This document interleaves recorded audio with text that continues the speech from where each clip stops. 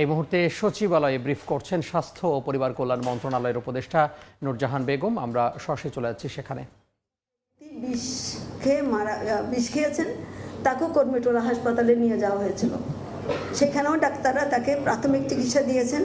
উনি কিডনি রোগী, ওনার kidney failure আছে, কাজে এই চিকিৎসাও তারা সেখানে দিতে প্রাথমিকটা দিয়ে তাকে পাঠিয়ে দিয়েছে। এটা শরৎ দিতে গিয়ে তারা চিকিৎসা বাড়িয়েছে এবং সেখানে লোকটি মারা যায়। তিনটি ঘটনায় কোনোটাই কারো কাম্য নয়, কিন্তু এই তিন ঘটনায় আমাদের যত ডাক্তার ওখানে সেবা দিয়েছে আমাদের ভুলে গেলে চলবে না। কোভিড যখন হয় আমাদের এই ডাক্তার, আমাদের নার্স, আমাদের সকল যারা সেই সেবার কাজে নিয়োজিত আছে, দিন নাই রাত নাই তারা পরিশ্রম করে তাদের সেবা দিয়েছেন।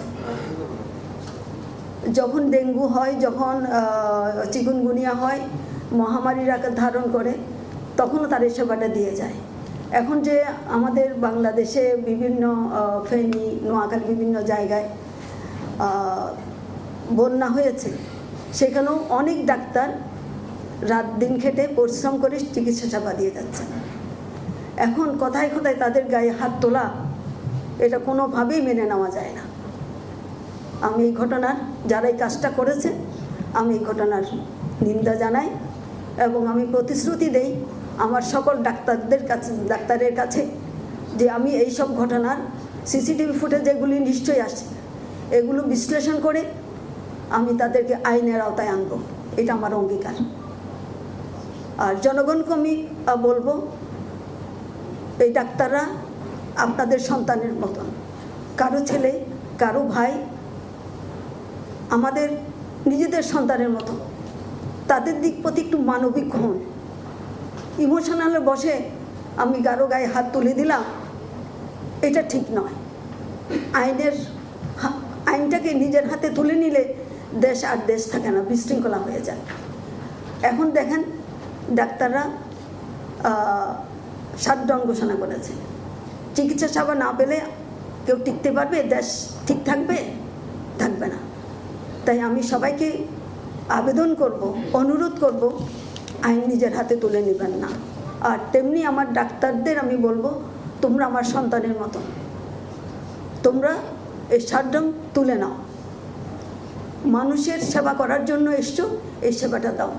নিজেকে তো অনেক উজাড় করে দিয়েছো, আবারও উজাড় করে দাও। তোমরা প্রমাণ করো তোমরা মানুষের সেবার জন্যই এসছো। তোমাদের হৃদয় মানুষের দুঃখে কাঁদে, তাদের জন্য তোমরা আছো, এটা আবার তোমরা প্রমাণ করো। এটাই তোমাদের কাছে আমার বিনীত অনুরোধ। ধন্যবাদ সবাইকে।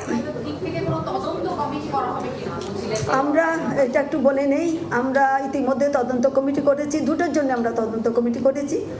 যারা অভিযোগ করেছেন চিকিৎসা ঠিক মতন হয়নি, তাদের জন্য একটা তদন্ত কমিটি করেছি, এবং আমার ডাক্তারদের যারা এইভাবে হাত তুলেছে তার জন্য আমরা একটা তদন্ত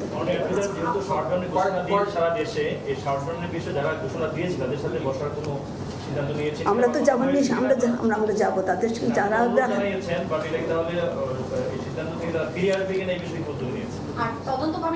আমি আবেদন জানাচ্ছি, আপনাদের মাধ্যমে তাদেরকে আমি আবেদন জানাচ্ছি। আমি আশা করি তারা আমার কথা শুনবে।